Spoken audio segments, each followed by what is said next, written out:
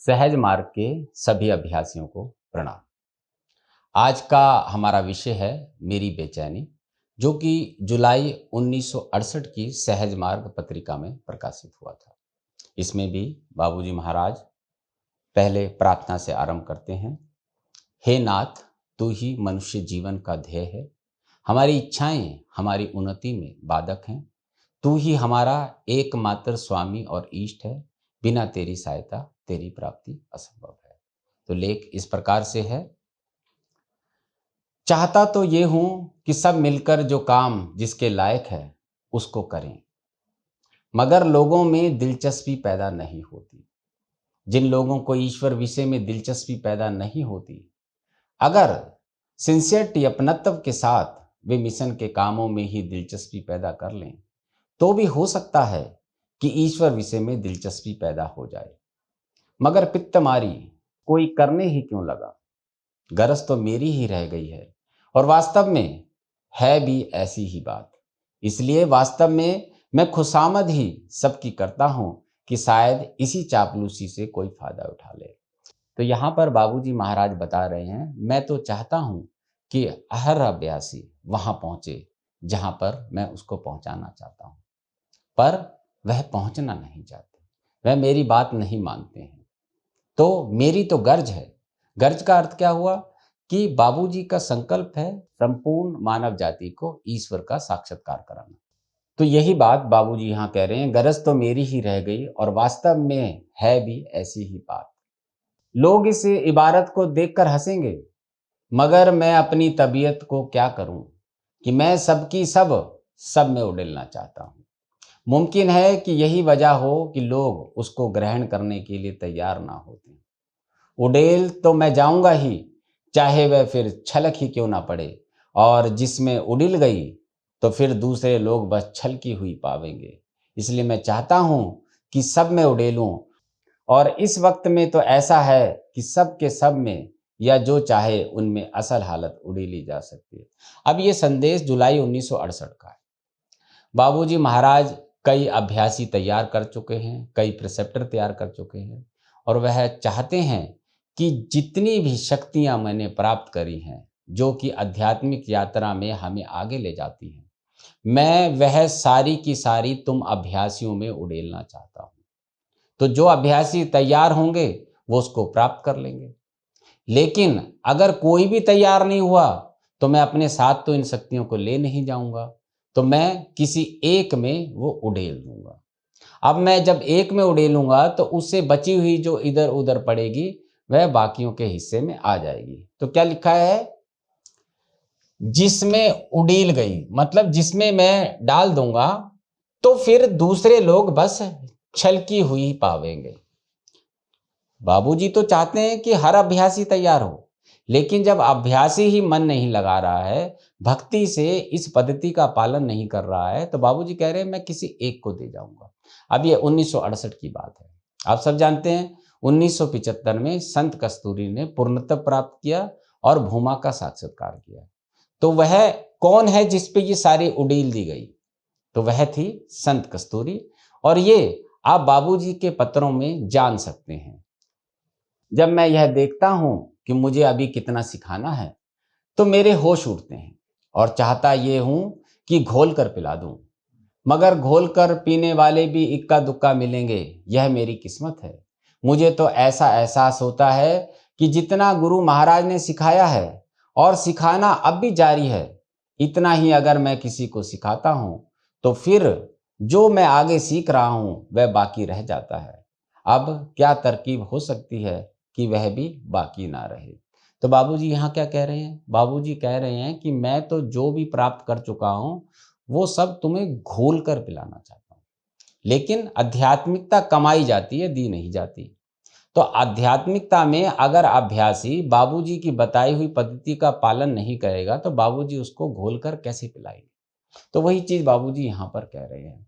अब यहाँ पे लिखा इक्का दुक्का, मतलब एक दो अभ्यासी भी पूर्ण रूप से बाबूजी की पद्धति का पालन नहीं कर रहे थे। ये बात है 1968 की। मुझे तो ऐसा एहसास होता है कि जितना गुरु महाराज ने सिखाया है और सिखाना भी जारी है, अब बाबूजी महाराज के अंदर ही लाला जी महाराज हैं, अभी भी वो सिखा रहे हैं, अर्थात वो बाबूजी और लाला जी दोनों साथ साथ हैं और भूमा साक्षात्कार के मार्ग को कैसे और सरल बनाया जाए कि अभ्यासी उसको अपना कर वहां तक पहुंच जाए। तो बाबूजी कह रहे हैं जितना मैं सीख चुका हूं इतना प्राप्त कर लो, और मैं तो निरंतर सीख रहा हूं, अगर तुम इतना ही प्राप्त करते हो तब भी मैं थोड़ा आगे निकल जाता हूं। तो इसका उपाय क्या है कि जितना मैं सीखा हूं और आगे सीखने वाला हूं वो सब तुम प्राप्त कर सको। तो वो बाबूजी यहां पे उल्लेख कर रहे हैं वह यही है कि लोग अपनी उच्च लय अवस्था पैदा करें, और अगर कहीं बिल्कुल घुल मिल जावे तो फिर कहना ही क्या। अब यहां पे क्या लिखा है, उच्च लय अवस्था। अब लय अवस्था किसकी होती है? लय अवस्था होती है गुरु के सूक्ष्म शरीर में अभ्यासी के सूक्ष्म शरीर की लय अवस्था। हमारे सबके हृदय में बाबूजी का सूक्ष्म शरीर रहता है, और जब हम अभ्यास करते हुए आगे बढ़ते हैं तो हमारी लय अवस्था बाबूजी के सूक्ष्म शरीर में होती है। अब बाबूजी वही कह रहे हैं कि अगर उच्च लय अवस्था पैदा करे और अगर कहीं बिल्कुल घुल मिल जावे, मतलब अपने पूरे सूक्ष्म शरीर को बाबूजी में ही लय कर दे, तो फिर तो उसके क्या कहने। और भाई जितना कि मैं अब और सिखाए जा रहा हूं, अगर कोई ऐसा बनने की कोशिश करे तो इसकी तरकीब वही है कि मुझे अपने में लय होने के लिए मजबूर कर दे। अब इस लेख में देखिए बाबूजी ने स्पष्ट किया, मुझे अपने में लय होने के लिए मजबूर कर दे। यहां पे स्पष्ट होता है कि केवल और केवल बाबूजी महाराज ही हैं जो हमें प्राण आहुति देते हैं और हम सबको उनमें लय होना है। तो यहां पे ये स्पष्ट हुआ। अब इसकी तरकीब भाई वही है जिसे मेधावी वर्ग कुफ्र समझेगा, अर्थात सगले रावता, सकल के ध्यान को कहते हैं। यहां पर बाबूजी ने स्पष्ट किया कि मुझ में लय अवस्था प्राप्त करें। अब लोग क्या कहेंगे कि आप तो फिर से मूर्ति पूजा की बात कर रहे हैं, लेकिन बाबूजी ने स्पष्ट किया है कि जब गुरु पूर्णता उच्च अवस्था में लय होता है, तब उसमें जब हम लय अवस्था प्राप्त करते हैं तो वही ऊंची दशा हमें प्राप्त होती है। अब बाबूजी कौन है? बाबूजी भूमा की शक्ति लेकर अवतरित हुई विशिष्ट विभूति हैं। इसका अर्थ हुआ कि बाबूजी केंद्रीय क्षेत्र में पूर्णता पूरी शक्ति के आधिपत्य को अपने पास रखे हुए हैं। अगर कोई अभ्यासी भी उनमें पूर्ण रूप से लय हो जाता है तो वह भी उसी दशा को प्राप्त करता है। इसीलिए बाबूजी महाराज ने एक पत्र में संत कस्तूरी को लिखा है कि तुम्हारी जो अवस्था है वो पार्षद की हो गई है। अब पार्षद की अवस्था क्या होती है? जब हम सत्य पद पर आ जाते हैं, जब सत्य पद पर आते हैं, जीरो की दशा बाबूजी हमें पार कराते हैं, तब वह पार्षद की दशा आ जाती है, और यह बड़ी ही उच्च दशा है। तो इसके आगे बाबूजी कहते हैं, मेरी मनसा ये है कि लोग इस बात पर आ जावें और उनका शौक इस हद तक जाग जावे कि वह इतनी तरक्की करने के लिए तैयार हो जावे। भाई मेरी समझ में नहीं आता कि लोग इन चीजों को लेने के लिए कमर क्यों नहीं कसते। अब यहाँ पे बाबूजी ने फिर से अपनी मजबूरी बताया है, कमर क्यों नहीं कसते। बाबूजी जो सहज मार्ग पद्धति बता रहे हैं, लोग उसको अपनाने के लिए तैयार नहीं है। तैयार क्यों नहीं है? क्योंकि उनकी माइनस और आईनेस ही समाप्त नहीं होती है। जब तक आपके अंदर अहम बाकी है, आप अपने आप को पूर्ण रूप से समर्पित नहीं कर सकते। और किसी भी गुरु को धारण करने के लिए आपको गुरु को जानना आवश्यक है। जब तक अभ्यासी बाबूजी को एक व्यक्ति समझेगा, तब तक वह बाबूजी में लय अवस्था प्राप्त नहीं कर सकता। और अगर आप बाबूजी को भूमा की शक्ति मानते हैं तो आपके अंदर भक्ति जागेगी, और भक्ति जागेगी तो आप उनके सतत स्मरण में आ जाएंगे। सतत स्मरण में आने पर क्या होता है? आपकी लय अवस्था आरंभ हो जाती है। उसके उपरांत आप अपने आप को संपूर्ण समर्पित कर देंगे, टोटल डिपेंडेंसी ऑन बाबूजी महाराज। जब आप अपने आप को पूर्ण रूप से बाबूजी पर आश्रित कर देंगे, तब आपकी प्रगति जो है 2 गुना हो जाती है। तो वही चीज यहाँ पे बाबूजी कह रहे हैं, मैं तो इसकी कुछ कीमत भी नहीं मांगता, मुफ्त देना चाहता हूं। और भाई जब मुझसे ये चीजें कोई ना लेगा तो मुमकिन है कि मैं उसको फेंक कर जाऊंगा। अब आप देखिए कि कितना कठोर शब्द लिखा है, फेंक कर जाऊंगा। और होता भी यही है। जो भी गुरु आता है वह अपनी शक्ति या तो अपने अभ्यासियों में बांट देता है या फेंक कर चले जाता है। फेंक कर का अर्थ होता है कि प्रकृति में वो शक्ति मौजूद हो जाती है, तो अभ्यासी को दी नहीं जाती। अभ्यासी जब तैयार हो जाता है तब उसको हस्तांतरित की जाती है। तो बाबूजी यही कह रहे हैं कि कोई तो ऐसा तैयार हो जाए जिसको मैं ये सब कुछ दे जाऊं, और अगर नहीं लेगा तो मैं क्या करूंगा, मैं उसको प्रकृति में फेंक दूंगा। और फेंकने का भी क्या कारण है कि भविष्य में कोई अभ्यासी तैयार होता है तो वह उसको स्वीकार कर लेगा। अब वो स्वीकार कैसे करेगा, क्योंकि महाप्रलय तक बाबूजी महाराज कण कण में विद्यमान हैं। अब क्या लिखा है, इस कारण से कि संभव है मेरे बाद ही कुछ लोग छपरा भर सुहाग उठा लें।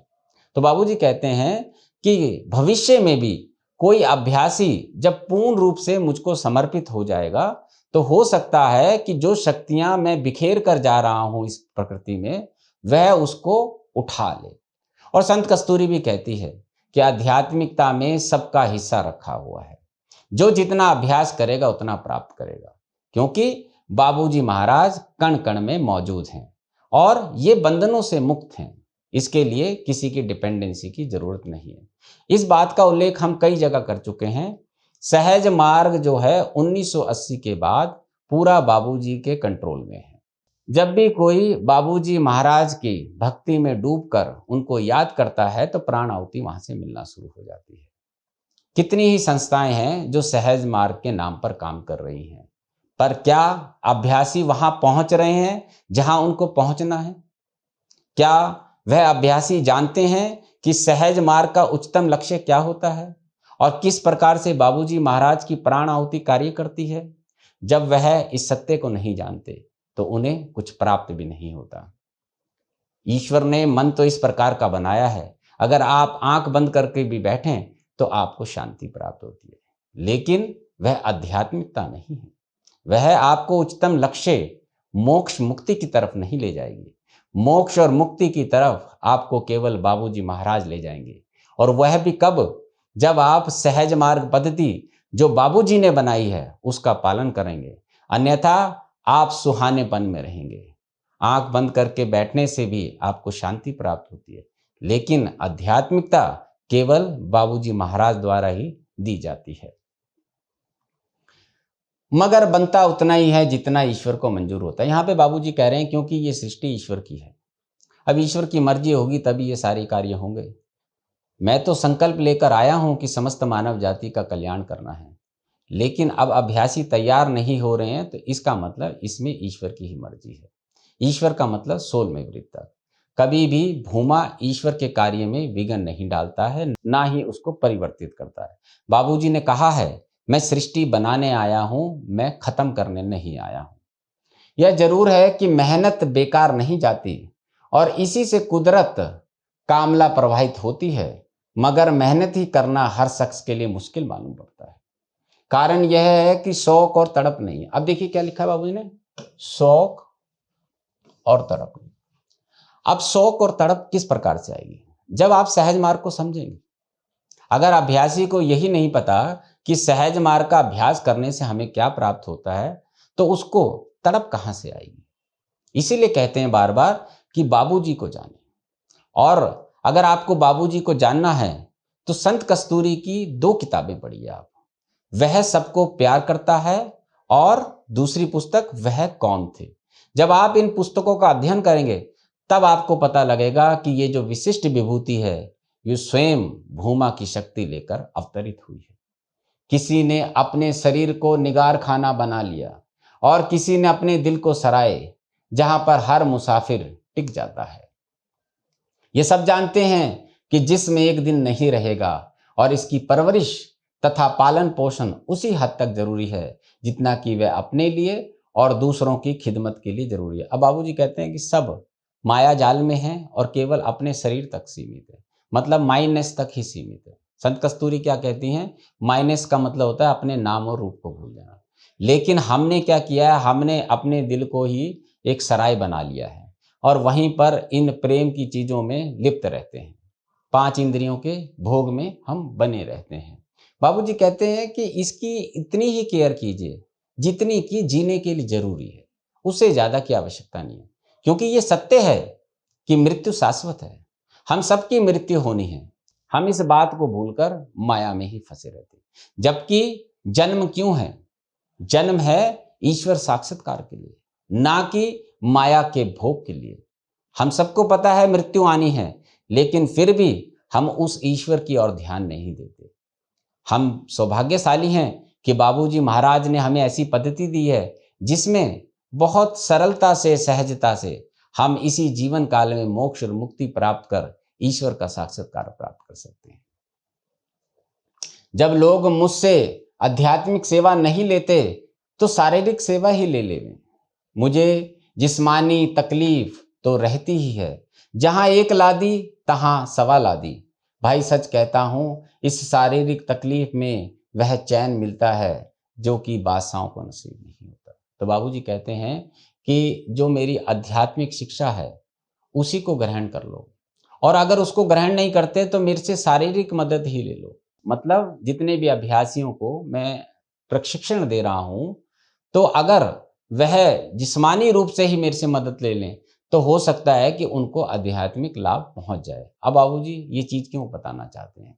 बाबूजी अभ्यासी को प्रेरित कर रहे हैं, और बाबूजी यहाँ पे बता भी रहे हैं कि मेरी तो मजबूरी है, क्योंकि मेरे जन्म का कारण भी यही है कि मुझे सबको साक्षात्कार कराना है और वहां पर ले जाना है, लेकिन कोई तैयार नहीं होता। मैं गिलाफ बहुत बदल चुका, और अब अगर कोई गौर से देखे तो उसको पोशाक रहित असल ही असल मिलेगा, और यही बस आखिरी गिलाफ है जिसके बाद दूसरा लिबास पहनने की जरूरत ना रही। बाबूजी कह रहे हैं कि मैं जिस स्थिति में पहुंचा हूं, मैंने हजारों जन्म लिए हैं, उसके बाद उसके ऊपर जितने आवरण थे वो चढ़ते गए, लेकिन जो मेरी अभी मौजूदा स्थिति है उसके ऊपर एक भी गिलाफ नहीं है। मैं बिल्कुल प्योरेस्ट फॉर्म में हूं।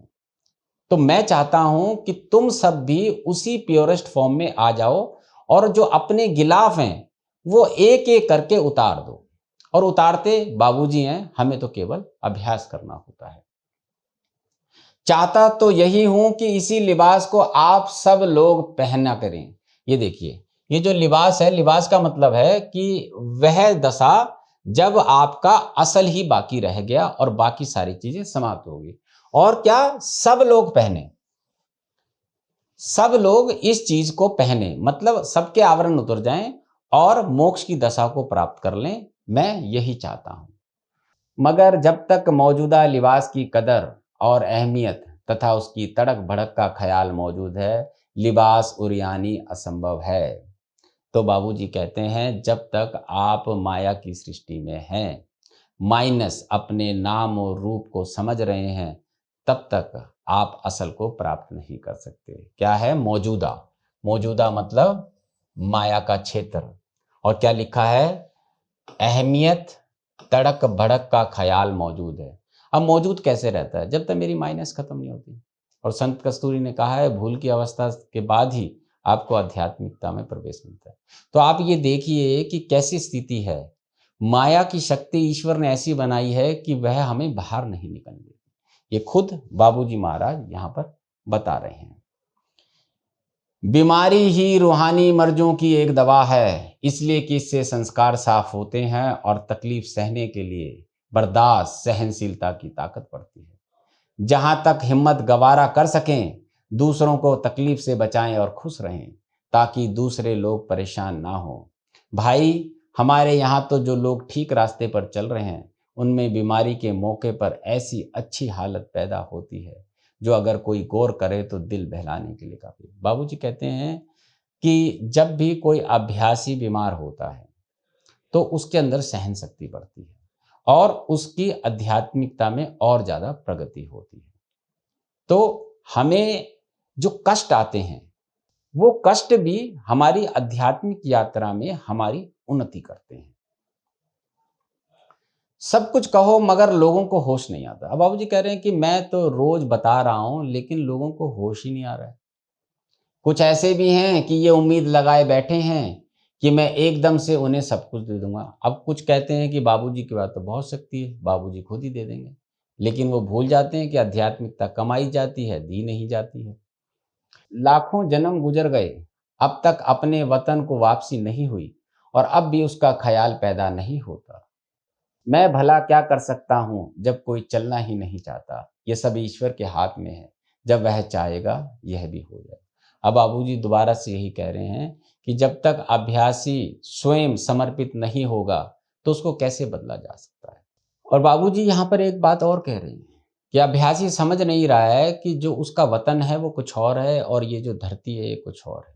ये धरती तो मृत्यु लोक है, यहाँ हम बारंबार आते हैं, लेकिन वो वतन जिसका मैं अंश हूँ, जहाँ से ये पूरी सृष्टि चलती है, वहाँ की मुझे याद तक नहीं आती। अब क्या लिखा है, वतन को वापसी नहीं हुई। मतलब लाखों जन्म ले चुके हैं, जब से सृष्टि बनी है तब से मैं इस धरा पर जन्म ले रहा हूँ, लेकिन मैं ये नहीं समझ रहा हूँ कि मेरे जन्म का कारण क्या है। मनुष्य के जन्म का केवल एक ही कारण है और वह है जीवित रहते ईश्वर का साक्षात्कार। लेकिन माया की शक्ति में वो इतना लिप्त हो जाता है कि अपने जन्म के कारण को ही भूल जाता है। वह भूल जाता है कि वह मृत्यु लोक में है और उसकी मृत्यु निश्चित है। मैं तो यही चाहता हूं कि मुझे जो कुछ थोड़ा बहुत आता है उतना ही लोग सीख लें, और इतना सीखने के बाद भी अगर उनकी तड़प बुझ ना सके जैसा कि होना चाहिए, तो मैं आज़ादी से कहने के लिए तैयार हूं, मुझसे ज़्यादा जानने वाले की तलाश कर ले, इसलिए कि पूरी खुशी इसी में है कि लोग मुझसे बेहतर निकलें। मेरा क्या और मेरी हालत क्या। ठीक तो गुरु महाराज को ही खबर है, इतना जरूर मैं जानता हूं कि इन्फिनाइट असीमत में स्विमिंग तैराकी जरूर कर रहा हूं और उसका छोड़ नहीं। अब बाबूजी देखिए, कोई ऐसा गुरु मिलेगा आपको जो ये कह रहा है कि जितना मैं जानता हूं उतना सीख लो और तुम सीख कर मुझसे भी आगे जाओ, लेकिन कोई सीखने को तैयार तो हो। नहीं तो ज्यादातर गुरु कहते हैं कि तुम्हें मैं ही सिखाऊंगा, मैं ही तुम्हारा मार्गदर्शन करूंगा। पर बाबूजी कह रहे हैं जितना मैं सीखा हूं, अगर तुम्हें उससे भी ज्यादा सीखना है तो किसी के पास भी चले जाइए। मेरे यहां कोई बंधन नहीं है कि मेरे पास ही रुके रहिए। लेकिन बाबूजी से ज्यादा सिखाएगा कौन।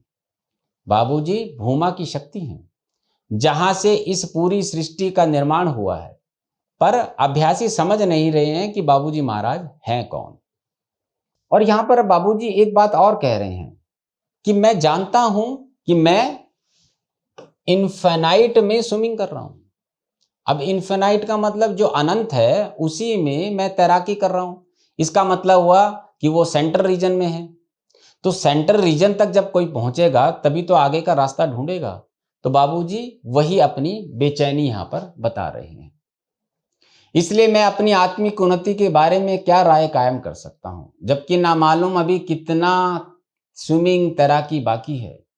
एक बात मैं जरूर लिख देता हूं कि मुमकिन है मेरी थोड़ी बहुत हालत जो कुछ भी है, अगर कहीं कोई किसी समय में इसको समझने वाला बन गया या किसी तरीके से और लोग भी इसको मालूम कर सके, तो फिर उनको मुमकिन है तमाम उम्र अफसोस से हाथ मलना पड़े।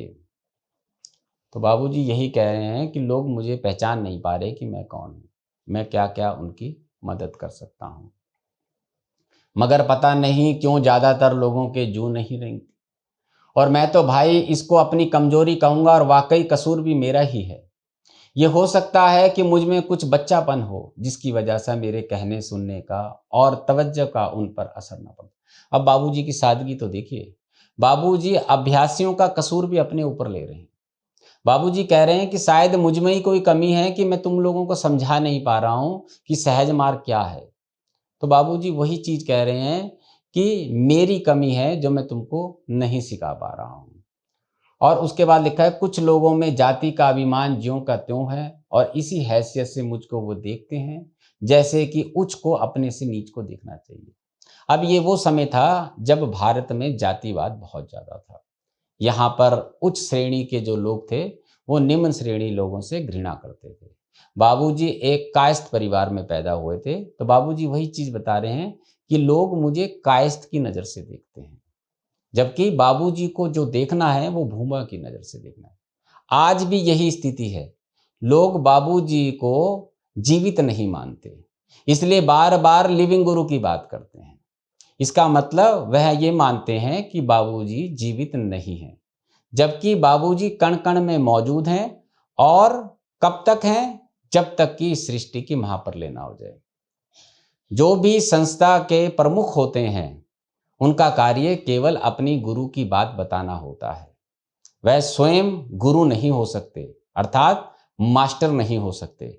वह केवल अपने गुरु की बात दूसरों को बताते हैं। और सहज मार्ग पद्धति तो है भी इसी प्रकार की। जब कोई भी प्रिसेप्टर किसी अभ्यासी को प्राण आहुति देता है तो प्रिसेप्टर नहीं देता है, वो बाबूजी महाराज की प्राण आहुति जाती है। संत कस्तूरी ने लिखा है, ना तो प्रिसेप्टर को पता होता है क्या जा रहा है, ना अभ्यासी को पता होता है। तो यही सहज मार्ग की खूबी है कि प्राण आहुति का संचारण होता रहता है और इसी का लाभ लोग उठा रहे हैं कि वह प्राण आहुति दे रहे हैं। इसी वजह से देश में विदेश में कई संस्थाएं सहज मार्ग के नाम में बन गई हैं। सहज मार्ग किसी संस्था का बंधन नहीं है। बाबूजी का जो भी ध्यान करेगा उसको प्राण आहुति प्राप्त होगी ही होगी। आप इसको जांचने के लिए स्वयं इसका अध्ययन कीजिए, किसी के पास ना जाकर आप अपने घर में अभ्यास कीजिए। आप अनुभव करेंगे कि बाबूजी की प्राण आहुति आपको स्वतः मिलना आरंभ हो जाती है। मैं तो भाई ऐसे तबके में पैदा हुआ हूं जिसको उच्च कुल वालों को नीच समझना ही चाहिए। उनकी निगाह मेरे जिस्म और जाति पर रहती है, उस हालत पर नहीं रहती जिससे उनको मदद लेना है। मुझे इससे कुछ खेद नहीं है। मैं तो वह चींटी हूं कि मुझे लोग यदि वे चाहें तो पैर से मसल दें। मैं वह बर नहीं कि जिसको पकड़ने या अपनाने से वह काट खाए और तकलीफ पैदा कर दे। जाति का अभिमान एक बहुत बड़ी रुकावट है और ये पहली चीज है जो जरूर दूर होनी चाहिए। अहंकार जो है वो हमारे भीतर नहीं होना चाहिए। जब तक आपके अंदर अहंकार है आप आध्यात्मिकता को स्वीकार नहीं कर सकते। वही चीज बाबूजी ने कहा, ये जो जाति का गुमान है ये अभ्यासी में नहीं होना चाहिए। और उसके बाद क्या लिखा है बाबूजी ने कि मैं तो एक साधारण व्यक्ति हूं, जो चाहे मुझे चींटी की तरह मसल दे, लेकिन कोई मुझे अपनाए तो मैं वो बर नहीं कि मैं उसको काट खाऊं। तो बाबूजी का कहने का मकसद क्या है कि मुझे तुम मेरे नाम और जाति से मत देखो, मुझे उस भूमा के रूप में देखो जो तुम्हें लाभ पहुंचा सकता है। क्या लिखा है, उनकी निगाह मेरे जिस्म और जाति पर रहती है, उस हालत पर नहीं रहती जिससे उनको मदद लेनी है। आप सबको पता है, चाहे अवतार आए चाहे विशिष्ट विभूति आए, वो मनुष्य के रूप धारण कर ही आते हैं। लेकिन वो मनुष्य साधारण मनुष्य नहीं होते, उनके अंदर भिन्न भिन्न शक्तियां होती हैं जो मदद करती हैं हमारी आध्यात्मिक यात्रा में और समाज कल्याण में। तो बाबूजी का जो अवतरण हुआ है वो युग परिवर्तन के लिए हुआ है। और युग परिवर्तन का अर्थ हो गया कि वह हमें सहज मार्ग पद्धति देकर गए हैं, जिसका अभ्यास करने पर बाबूजी की एनर्जी, बाबूजी की प्राण आहुति हमें स्वतः मिलना आरंभ हो जाती है। और अंत में बाबूजी ने लिखा है, ईश्वर को हजार हजार धन्यवाद है कि मैं ऊंचे कुल में पैदा नहीं हुआ, जो यह मेरी कमजोरी में रहती।